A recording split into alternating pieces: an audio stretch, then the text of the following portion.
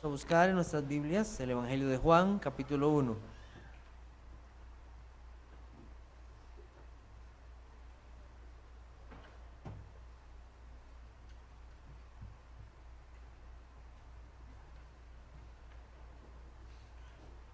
Voy a leer del versículo 12 hasta el versículo 17.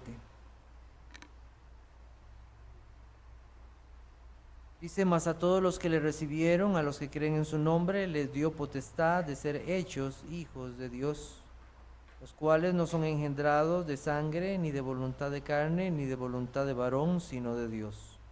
Y aquel Verbo fue hecho carne, y habitó entre nosotros, y vimos su gloria, gloria como del unigénito del Padre, lleno de gracia y de verdad.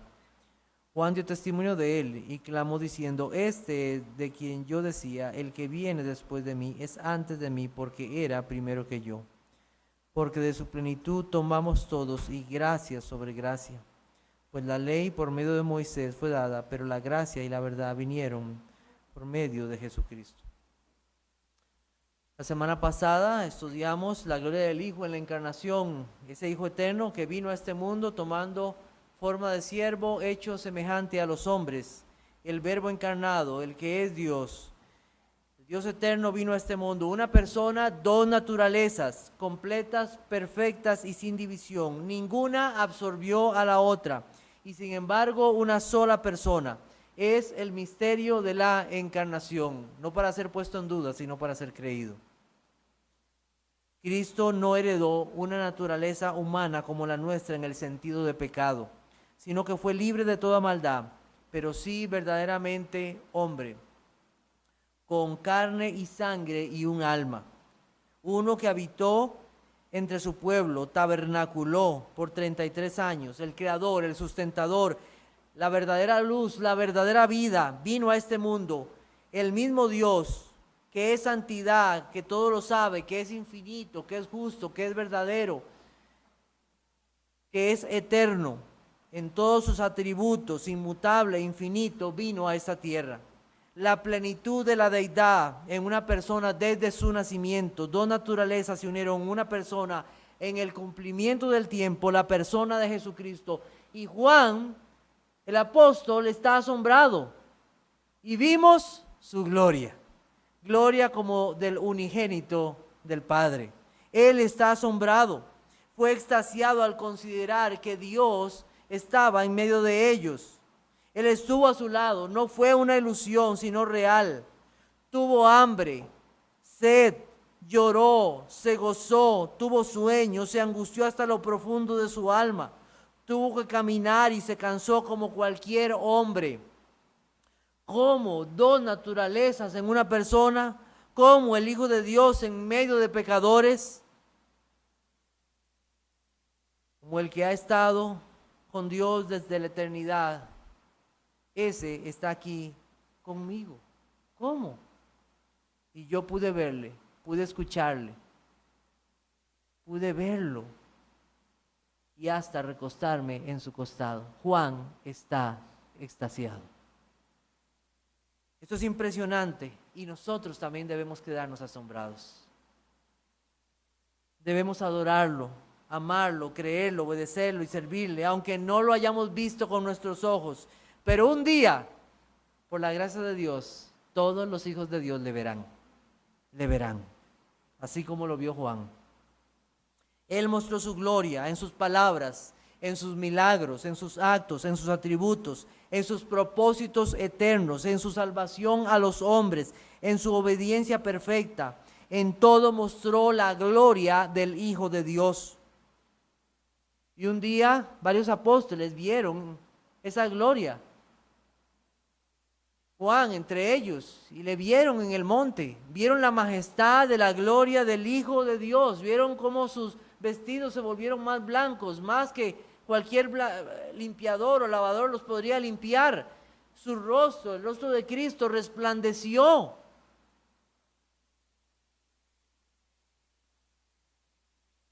Lleno de majestad, Él mostró su gloria. Y así un Dios glorioso vino a este mundo. Se sometió a la voluntad de su Padre voluntariamente, se humilló y vivió en medio de pecadores, siendo santo y glorioso. para salvar a los que el Padre le dio, y en lugar los hombres de creerle, ¿qué hicieron? Le crucificaron. Y ahora nos preparamos para considerar la gloria del Hijo en su gracia y su verdad. Son dos palabras hermosas que aparecen en estos versículos que acabamos de leer: gracia y verdad. ¿Y están relacionadas a quién? Al Hijo de Dios. De estas dos palabras se podrían escribir libros completos, y se han escrito libros completos. No creo que en esta noche vayamos a hacer algo así. Dice el pastor MacArthur lo siguiente: que solo hay gracia para los que creen la verdad del mensaje del Evangelio. Solo hay gracia para los que creen la verdad del mensaje del Evangelio. Así que estas dos palabras, gracia y verdad, están asociadas al mensaje de salvación. La palabra gracia es tomada del griego charis, que significa favor, es inclinarse para ofrecer algo a alguien, es dar algo a alguien que no merece, es una bendición, es recibir lo que no merecemos. El enfoque no está en el que recibe, sino en el que da, en el que está dando esa gracia. También la palabra verdad, que es la palabra en griego aletheia, pero no solo como un concepto o idea, sino como una verdad moral, en el sentido más alto, en el sentido divino, una verdad que sobrepasa cualquier esfera humana, que es real en todo sentido, sin engaño, sin mentira, sin corrupción, verdad pura, verdad pura. La palabra gracia en el Evangelio de Juan solo aparece aquí en estos primeros versos, pero no significa que a través de toda el Evangelio de Juan no encontremos la gracia de Dios. La palabra verdad sí aparece en muchas otras ocasiones. Vamos a hablar entonces de la gracia y la verdad en Cristo. Dice el versículo 14, al final, lleno de gracia y de verdad. Antes de iniciar, deseo hacer un pequeño comentario acerca de los versos 15 al 18. Hay quienes dicen que estas palabras que nosotros encontramos aquí en estos versos corresponden a las palabras dichas por Juan el Bautista, o sea, su testimonio de Cristo, porque así lo encontramos. Dice, Juan dio testimonio de él, y muchos adoptan que estas palabras del versículo 15 al 18 se refieren directamente que Juan está hablando, Juan el Bautista, y Juan el apóstol tomó esas palabras y las puso ahí. Otros lo que dicen es que Juan el apóstol escuchó estas cosas y las puso ahí, acerca de Juan, y también las partes 16, 17 y 18 de su propia inspiración que el Espíritu Santo dio. Para mí no hay ninguna dificultad en esto. Algunos se ponen a debatir sobre esto, pero no hay ningún debate en esto, porque ya sea Juan el Bautista fue lleno del Espíritu Santo desde su nacimiento, y Juan el apóstol fue inspirado para escribir estas cosas. Ambos fueron guiados por el Espíritu Santo. Entonces no hay ninguna controversia en esto para mí, pero solamente como una pequeña aclaración. Quiero comenzar con esta pregunta: ¿qué es gracia? ¿Qué es gracia? Si nos referimos a ella como un favor de Dios no merecido, como un regalo, como una bendición, hay muchos de ellos. Hay muchas formas de esta gracia. Hoy estamos aquí, ¿por qué? Por gracia. Respiramos por gracia. Comemos por gracia. Nos levantamos por gracia. Vamos a nuestros trabajos por gracia. Hay muchas formas. Las personas tienen bebés por gracia. ¿Cuántas cosas son derramadas por la gracia de Dios? Llueve por gracia, hay luz por gracia. Muchas son las formas de esta gracia.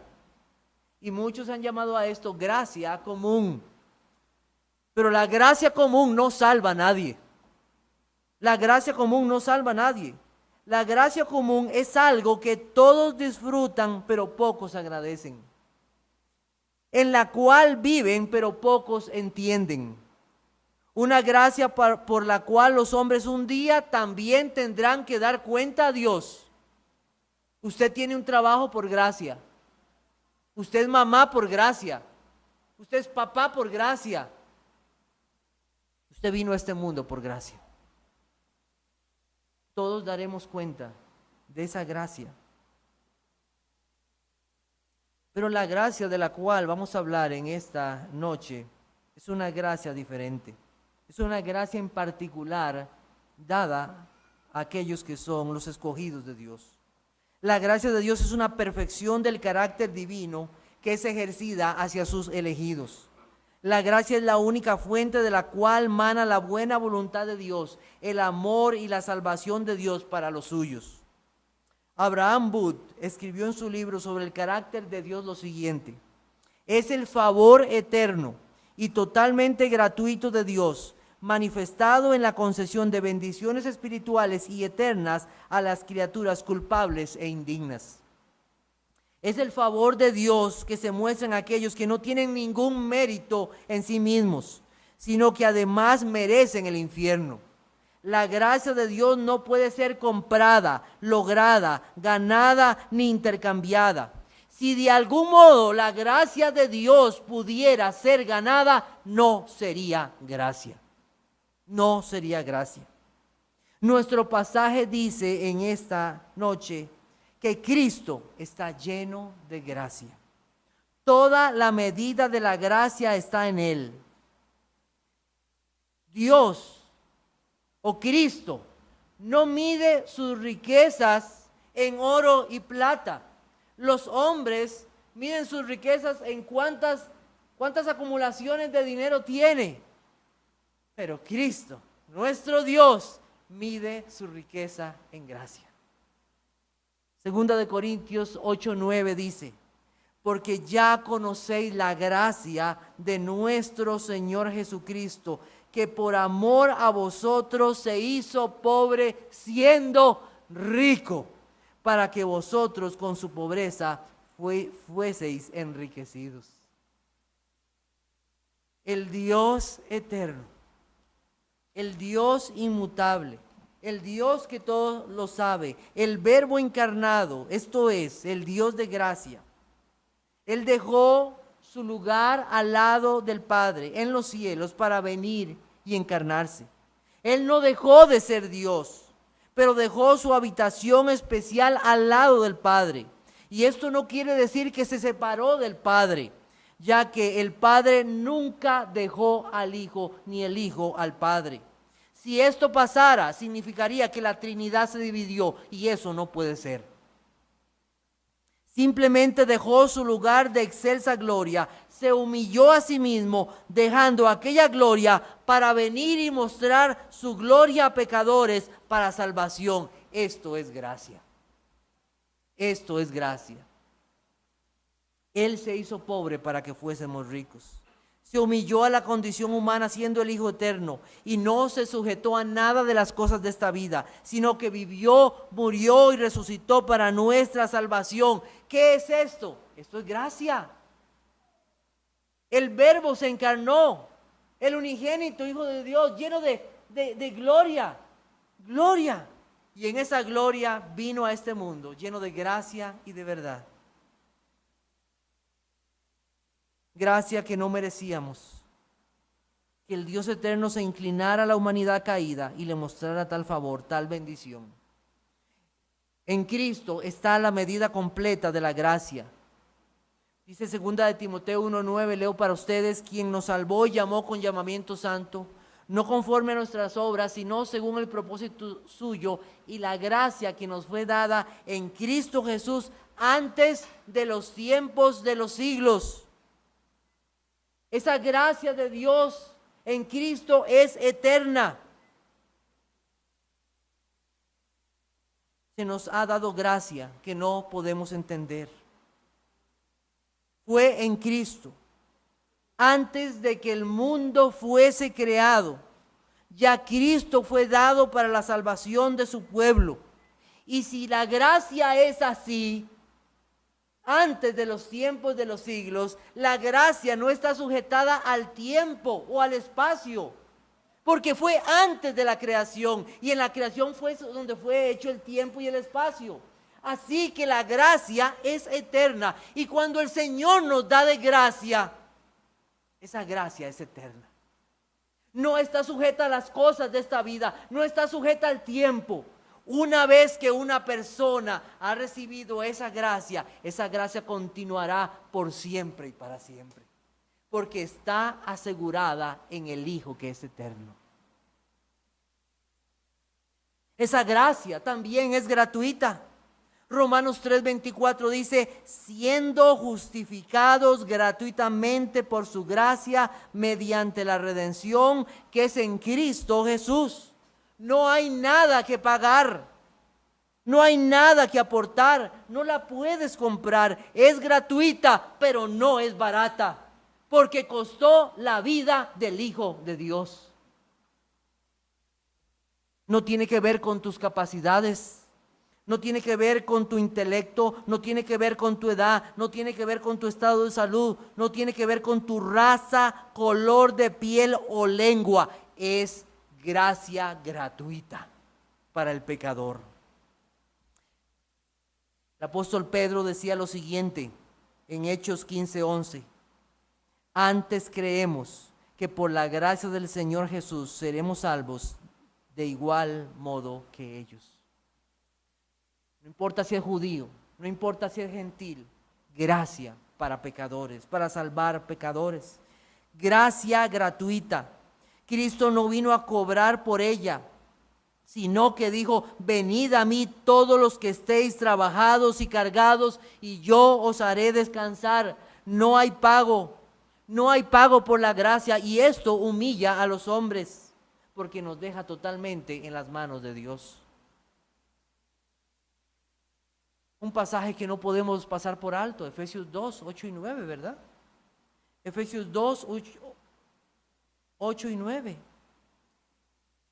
Dice así, porque por gracia sois salvos por medio de la fe, y esto no de vosotros, pues es don de Dios, no por obras, para que nadie se gloríe. Simplemente gracia. Y en tercer lugar, la gracia es soberana. Eso significa que Dios da gracia a quien Él quiere dar gracia. A quien Él quiere dar gracia. Y esto es de las cosas más duras y difíciles de entender para el corazón del hombre que no ha sido cambiado, que no ha sido redimido. Para el corazón que no conoce a Cristo, saber que su gracia es soberana es un punto donde choca. Porque piensa que Dios está obligado a dar gracia a todos. Y no es así. Y no es así. Él la da a quien Él quiere. Dice así, tendré misericordia del que yo tenga misericordia y me compadeceré del que yo me compadezca. Así que no depende del que quiere ni del que corre, sino de Dios que tiene misericordia. Romanos 9, 15 y 16.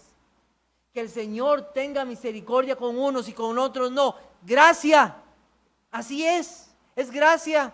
Este pasaje pertenece al Antiguo Testamento. Moisés está pidiéndole a Dios, Señor, si no vas conmigo, esto no va a servir. Acompáñanos, ven con nosotros y muéstranos tu gloria. Muéstranos tu gloria, muéstranos quién eres tú. Y entonces el Señor le contesta, yo haré pasar todo mi bien delante de tu rostro y proclamaré el nombre de Jehová delante de ti y tendré misericordia del que tendré misericordia y seré clemente para con el que seré clemente. Gracia hacia Moisés y hacia el pueblo. Gracia nada más.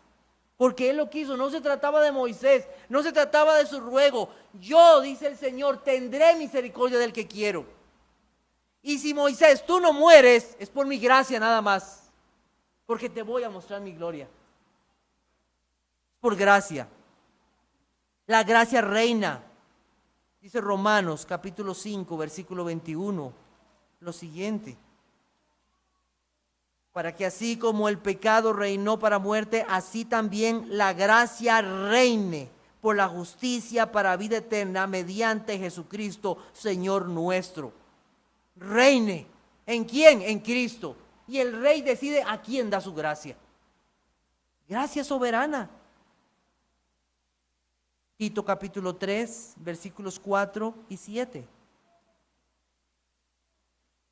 Tito capítulo 3, versículos 4 y 7. Pero cuando se manifestó la bondad de Dios nuestro Salvador y su amor para con los hombres, nos salvó no por obras de justicia que nosotros hubiéramos hecho, sino por su misericordia, por el lavamiento de la regeneración y por la renovación en el Espíritu Santo, el cual derramó en nosotros abundantemente por Jesucristo nuestro Salvador, para que justificados por su gracia viniésemos a ser herederos conforme a la esperanza de la vida eterna. Gracia soberana. Esta gracia es la que dice: también tengo otras ovejas que no son de este redil, aquellas también debo traer y oirán mi voz y habrá un rebaño y un pastor. El Señor Jesucristo no dice: y tal vez oirán mi voz y tal vez querrán venir. Él dice: no, yo las llamo y ellas vendrán y me seguirán y habrá un pastor y habrá un rebaño. Gracia soberana. Gracia soberana. No hay nada más que enoje el corazón del hombre natural, el que saque a la superficie su enemistad hacia Dios, que hacerle ver que la gracia de Dios es eterna, que es gratuita y es soberana. Para el corazón no quebrantado es demasiado humillante el aceptar que Dios formó un propósito desde la eternidad sin consultar con nadie para salvar a un pueblo, y que no es para toda la humanidad. Para el que se cree recto es demasiado duro saber que no puede conseguir por sus fuerzas el reino de Dios.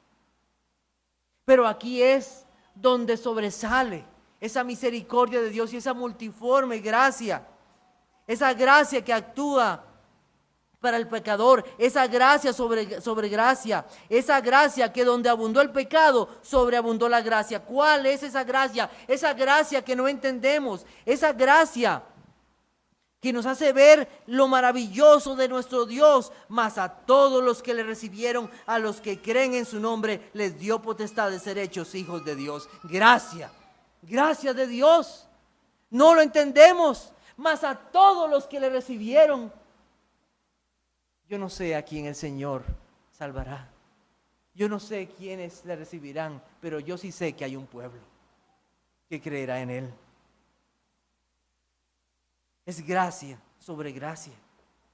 Dice G.S. Bishop, que fue un siervo de Dios, lo siguiente: la gracia es la provisión para hombres que están tan caídos que no pueden levantar el hacha de justicia, tan corrompidos que no pueden cambiar sus propias naturalezas, tan opuestos a Dios que no pueden volverse a Él, tan ciegos que no le pueden ver, tan sordos que no le pueden oír, tan muertos que Él mismo ha de abrir sus tumbas y levantarlos a la resurrección. Gracia. Esa gracia vino completa en Cristo y es dada a todos los que creen la verdad. ¿Cuál verdad? Él es la única verdad. Él no es una verdad, Él es la verdad y no hay fuera de Él. La verdad de Dios es uno de sus atributos, en contraste con Satanás y la humanidad. En Cristo no hay engaño, no hay mentira. Él no dice cosas a medias, no hay falsedad en sus palabras o actos. Todo Él es verdad, su testimonio es verdadero. Y esta palabra que nosotros tenemos aquí igualmente es verdad porque proviene de Él.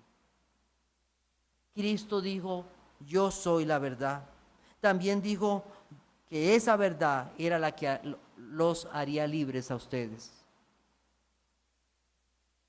Yo soy la verdad y la verdad os hará libres. Él habitó con el Padre, Él viene del Padre y Él es eterno. Él es el creador, sustentador de todo cuanto existe. Él hizo todo de la nada, Él es la luz verdadera, Él es la vida verdadera. Él es el Hijo de Dios que se encarnó, Él es el Dios glorioso. Y cuando hablamos de verdad, hablamos como estas verdades que hemos estudiado en este primer capítulo de Juan. Él es verdad, nada en Él es mentira.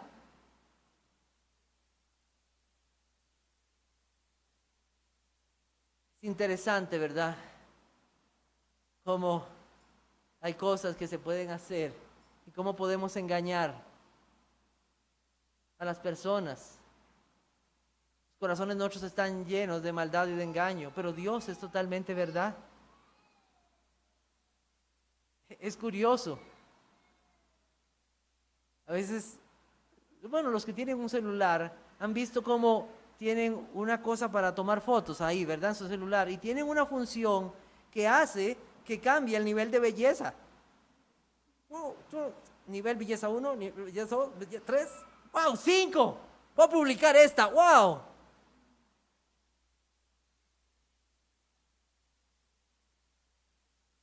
No eres tú. No eres tú. Estamos llenos de engaño, pero solo hay uno que es verdad, el Señor Jesucristo. Él es Dios verdadero. Primera de Timoteo 1:15 dice, palabra fiel y digna de ser recibidos por todos, que Cristo vino a salvar al mundo, para salvar pecadores, de los cuales yo soy el primero. Palabra fiel y digna de ser recibida por todos. Él es verdad. Fiel y digna.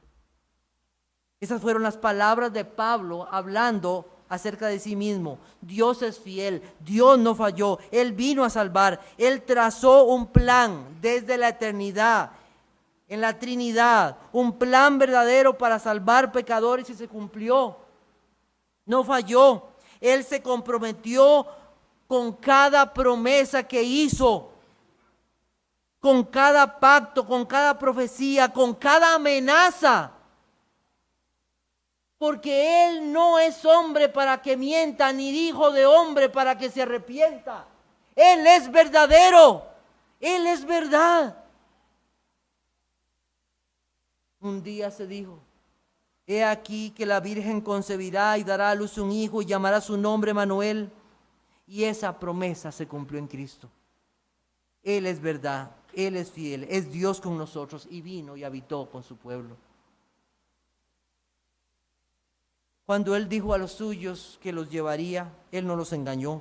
Cuando les dijo que los llevaría a la casa de su Padre, donde había moradas para ellos, no los engañó. Cuando les dijo que enviaría el Espíritu Santo, que estaría con ellos, no los engañó. Cuando les dijo que ellos ya estaban limpios por la palabra que les había hablado, no los engañó. Cuando les dijo que Él había hecho la paz y le mostró las manos y el costado, no estaba mintiendo. Cuando Él les dijo que vendría a ellos y los llevaría, no estaba mintiendo. Cuando Él dijo que resucitaría, no estaba mintiendo. Nunca mintió, sino que dijo la verdad. Cuando Él dijo que era el buen pastor, cuando Él dijo que era el agua de vida, el pan de vida, la puerta, cuando Él dijo el yo soy, no estaba mintiendo, todo en Él es verdad. Él es el Dios verdadero. Dice el Salmo 89:8, oh Jehová, Dios de los ejércitos, ¿quién como tú? Poderoso eres, Jehová, y tu fidelidad te rodea. Tu fidelidad, tu verdad. No hay mentira en Él. Aquel hombre que fue levantado para guiar al pueblo de Israel a Canaán, dijo lo siguiente, he aquí, yo estoy para entrar hoy por el camino de toda la tierra. Reconoced pues con todo vuestro corazón y con toda vuestra alma, que no ha faltado una palabra de todas las buenas palabras que Jehová vuestro Dios había dicho de vosotros. Todas han acontecido, no ha faltado ninguna de ellas. Ese fue el testimonio de Josué. No ha faltado unas, todas se cumplieron. Él es fiel, Él es verdadero.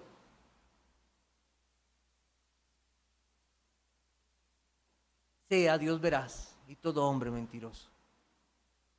Cristo prometió y cumplió, y cumplirá hasta la última de sus palabras, pues a Él no le faltan ni fuerzas ni conocimiento. Él es fiel y dice, fiel es Dios, por el cual fuiste llamados a la comunión con su Hijo Jesucristo, nuestro Señor. El llamado de Dios es fiel, el llamado de Dios es verdadero. Cuando Él llama es verdad. Cuando Él llama es fiel. Él promete perdón y vida, da perdón y vida. Cuando Él dice que si confesamos nuestros pecados, Él es fiel y justo, es verdad. Él promete esto y es verdad. Fiel es Dios que llama, el cual también lo hará. Y si Él promete que un día nos llevará con Él, así será. Él es verdad. No fue Juan el Bautista el que trajo la verdad y la gracia a este mundo. Juan el Bautista fue un siervo de Dios, un profeta. No ha habido hombre como él. Pero él no fue un hombre que trajo la gracia y la verdad. La gracia y la verdad vinieron por medio de Jesucristo. Y debemos entender que en aquellos tiempos esas palabras fueron dichas para que muchos dejaran de poner su mirada en Juan el Bautista. Ninguno de los pastores de aquí, ni el predicador más excelente que usted puede encontrar, es un hombre que le puede dar salvación. El único es Cristo.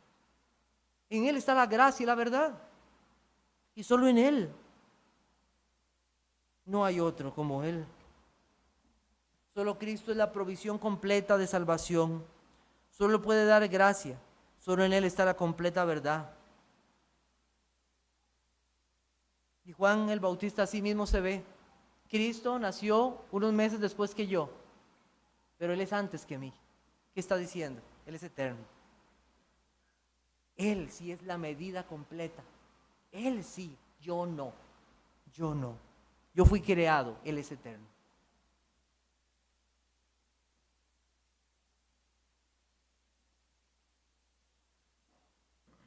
Versículo 17.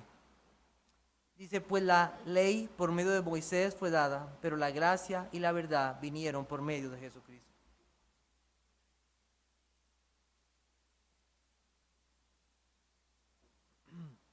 Otra versión dice así, porque la ley fue dada por Moisés, la gracia y la verdad fueron hechas realidad por medio de Jesucristo. Es una mejor traducción,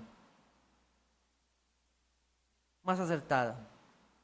Este pasaje no quiere decir que Dios no hubiera dado gracia antes de la venida de Cristo. Hay que entender esto. Sino que la gracia y la verdad fueron reveladas plenamente y declaradas perfectamente en la persona de Jesucristo. Eso es lo que quiere decir. Romanos capítulo 5, versículo 17.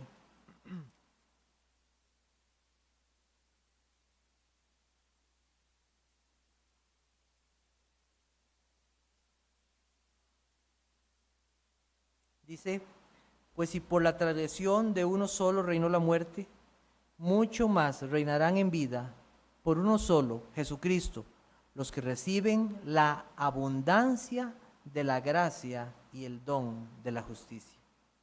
Completas, totalmente.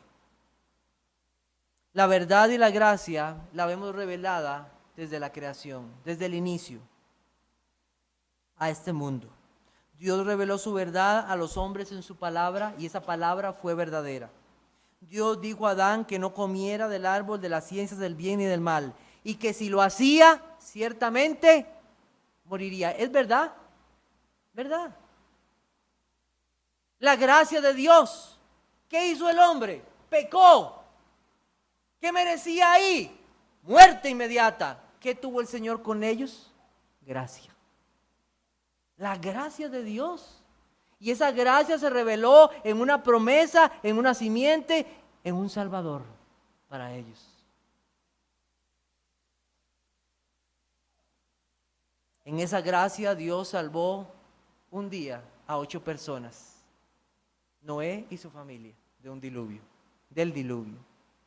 Eso es gracia. En esa gracia Dios sacó a un hombre de Ur de los Caldeos, Abraham, y lo salvó por gracia. Y le prometió una simiente, la cual al final sería Cristo.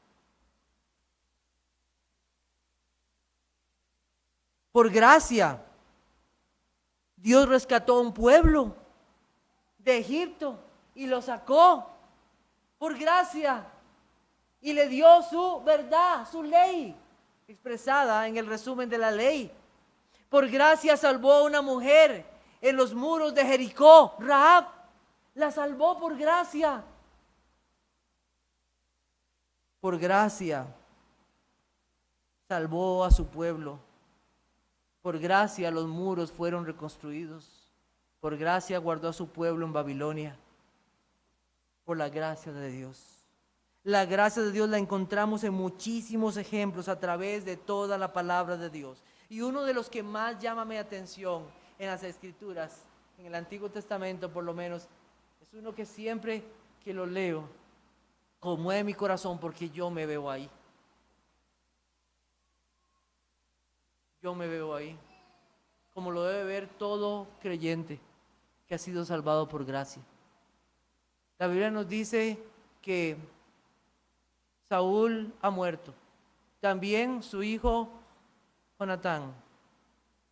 Las noticias llegan a la mujer que cuida al hijo de Jonatán y ella huye con el niño Mefiboset, y en su vida el niño cae y se lesiona y queda lesionado para toda la vida.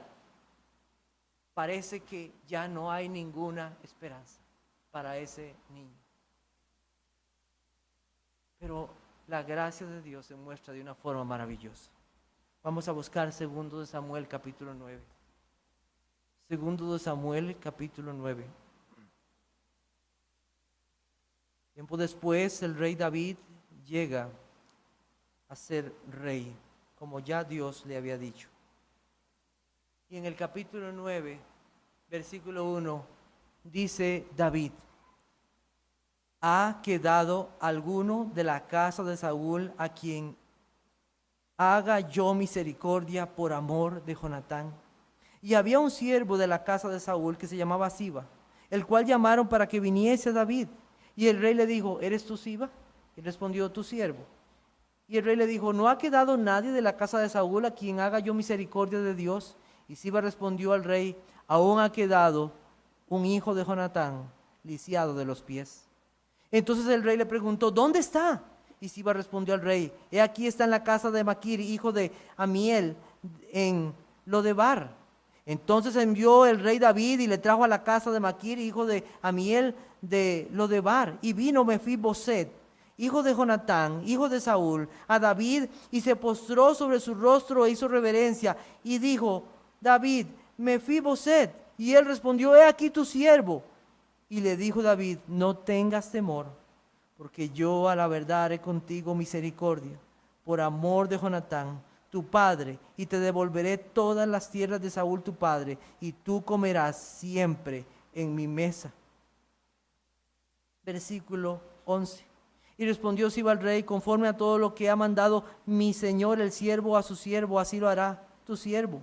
Mefiboset dijo al rey: comerá mi mesa como uno de los hijos del rey. Y tenía Mefiboset un hijo pequeño que se llamaba Micaía, y toda la familia de la casa de Siba eran siervos de Mefiboset. Y moraba Mefiboset en Jerusalén, porque comía siempre a la mesa del rey, y estaba lisiado de ambos.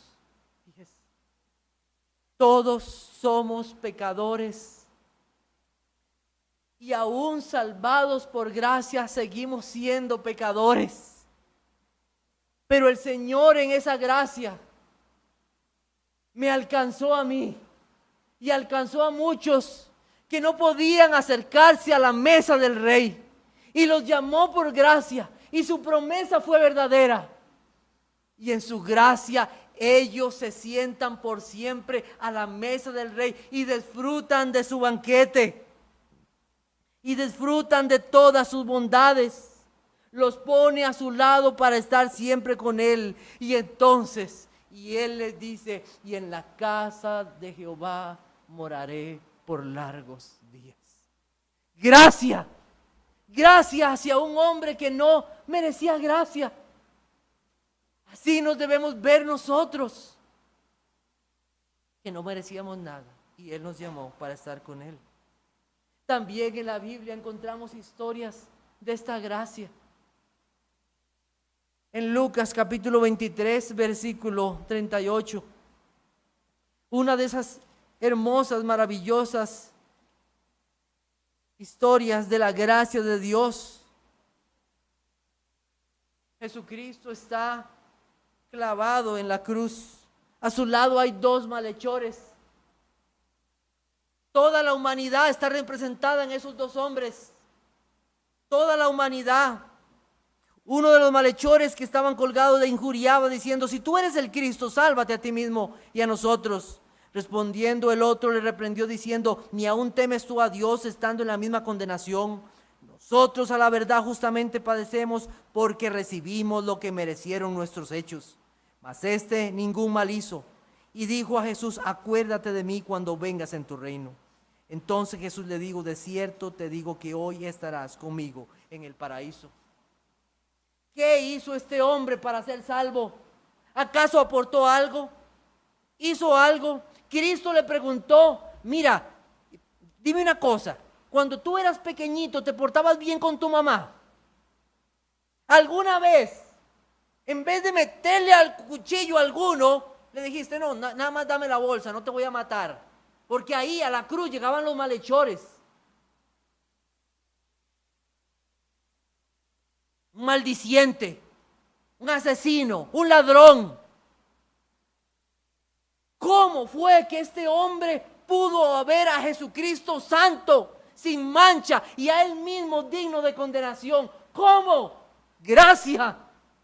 Y no solamente esto, gracia para ser llevado con el Señor. Oh, cómo debemos repetir nosotros esas palabras: acuérdate de mí, Señor. Y pedir que esa gracia venga sobre nuestras vidas. Esa gracia es soberana. Uno fue salvado, el otro no. Gracia soberana. En todo esto vemos la misericordia de Dios. Este capítulo 1 no solamente nos habla de la gracia y la verdad, sino nos habla de la ley. Como les dije al principio, no se está diciendo que la ley sea mala en ningún momento. Lo que está haciendo es contrastando la gracia y la verdad con la ley. La ley no puede dar vida, la ley condena. La ley le dice al pecador: tú has hecho lo malo. La ley en sí misma es buena, es santa, justa y buena. La ley es una nodriza que nos lleva a Cristo. Nadie se salvará por la ley. Nadie se salvará por decir cuán bueno soy. Somos salvos solamente por gracia. La ley tiene un propósito, y es mostrar a los hombres su pecado para llevarlos por gracia a Cristo. Dice Ernest Kevan y José Grau en su libro La Ley y el Evangelio, lo recomiendo, si lo puede leer. La ley entró para que la ofensa fuera manifiesta, y su función particular no consistía en establecer una salvación por méritos, sino colocar sobre nosotros el peso de una saludable desesperación. La ley es buena. No está diciendo que es mala.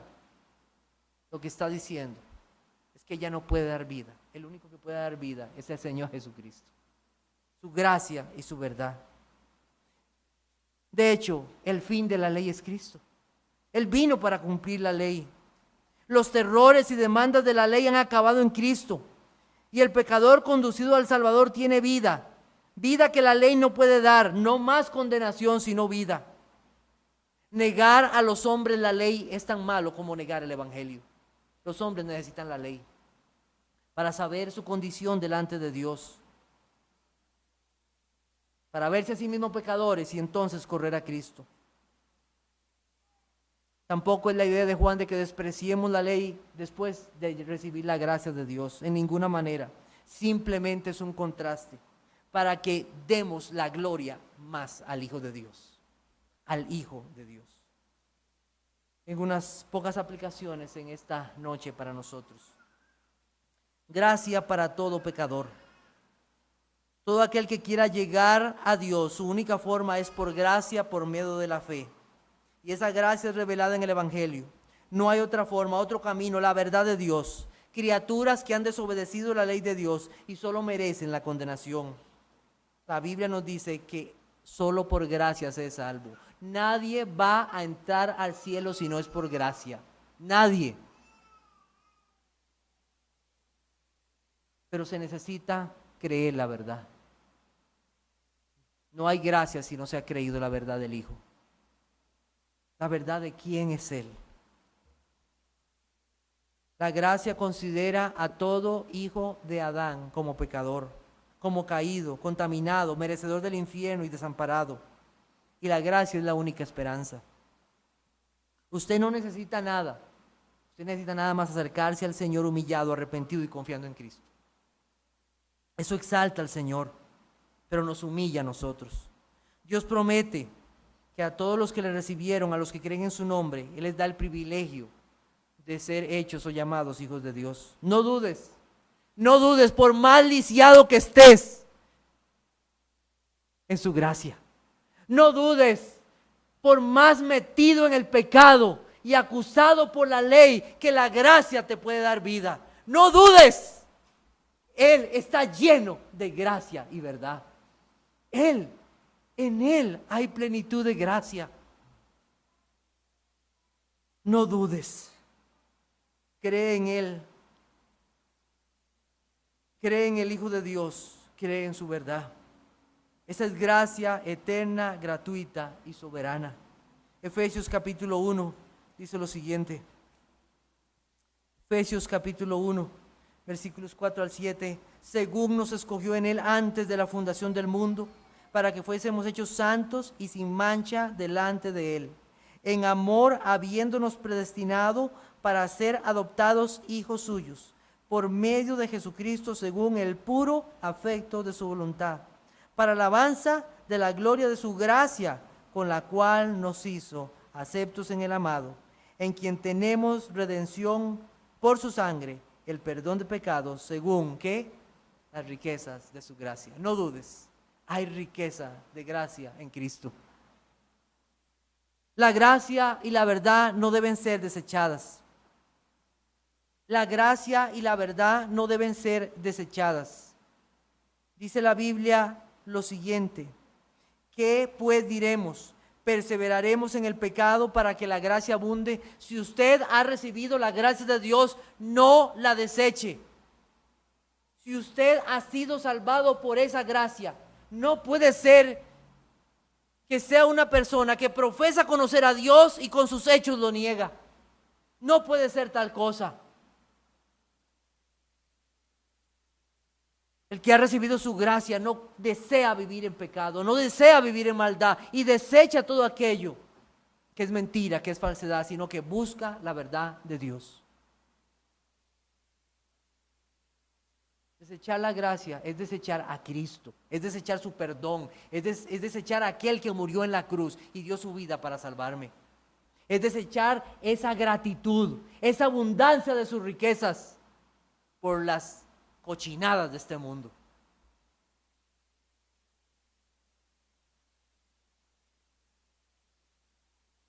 El que ha recibido esa gracia obedece y se goza en la verdad, no en la mentira. Primera de Juan capítulo 1. Primera de Juan capítulo 1.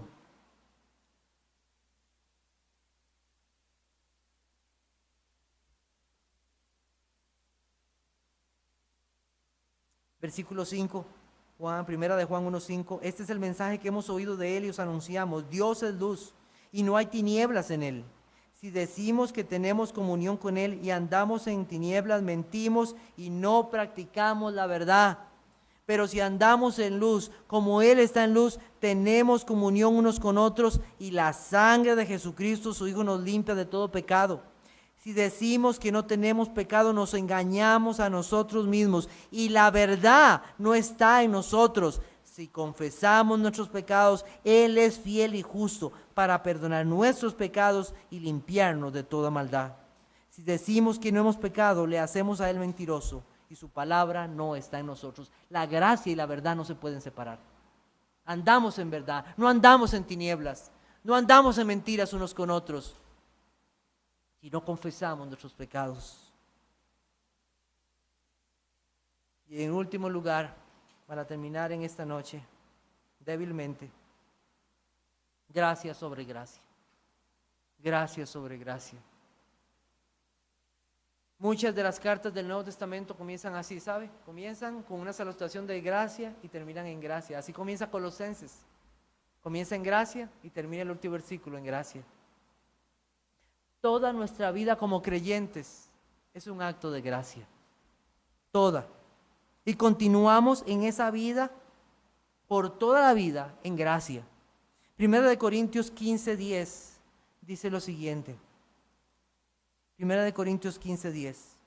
Pero por la gracia de Dios soy lo que soy, y su gracia no ha sido en vano para conmigo. Antes he trabajado más que todos ellos, pero no yo, sino la gracia de Dios conmigo. Gracia sobre gracia. Somos salvos por gracia y seguimos en gracia, viviendo como esposos en gracia, viviendo como esposas en gracia, como madres, como padres, como trabajadores, como sirviéndonos los unos a los otros en gracia.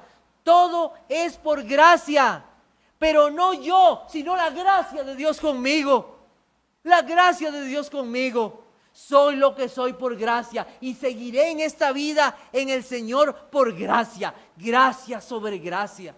Y debemos pedir al Señor, oh Señor, derrama más de esa gracia para luchar contra toda tentación, para ser el papá que debo ser, para ser la mamá que debo ser, para ser el hijo que debo ser, para ser el creyente que debo ser. Ayúdame, Señor, y dame más de tu gracia, esa gracia abundante. Hacemos un pacto en esta iglesia. Cuando recibimos a un miembro y comenzamos así, promete que asistido por la gracia de Dios, cumplirá los requerimientos estipulados para los miembros de esta iglesia. Prometo apoyar a esta iglesia en su asistencia. ¿Por qué? Por gracia. Prometo servir al Señor y a su iglesia por gracia. Prometo dar mis ofrendas por gracia. Prometo someterme a la verdad de la palabra de Dios por gracia. Prometo apoyar, animar y amar a mis hermanos por gracia. Prometo recibir la corrección por parte de pastores y hermanos por gracia. Por gracia. Gracia sobre gracia. Y necesitamos eso cada vez más. Que el Señor bendiga su palabra. Amén. Oremos. Señor, te damos muchas gracias por lo que tú nos has dejado escrito en tu palabra. Con débiles palabras, Señor, he hablado, pero tu Hijo está lleno de gracia y de verdad.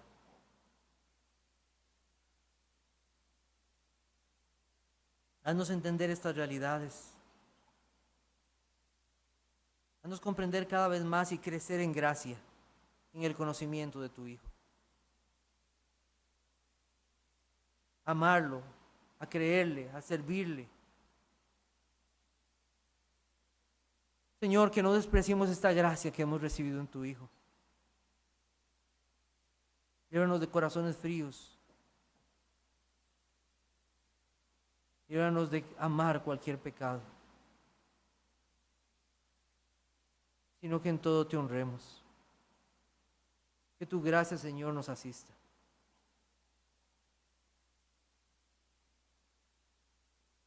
Si hay alguno aquí en esta noche que no ha recibido tu gracia, oh Dios, ten misericordia. Reconocemos que tu gracia es gratuita, que es soberana, que es eterna. Ten misericordia, Señor, así como la tuviste conmigo y con muchos. Ten misericordia de los niños que asisten a esta iglesia, que han recibido tanto, Señor, sálvales por tu gracia. Por adultos, por jóvenes, solo tú lo puedes hacer. Y líbranos de despreciar esta gracia. Te alabamos, Señor, y en tu Hijo pedimos estas cosas. Amén.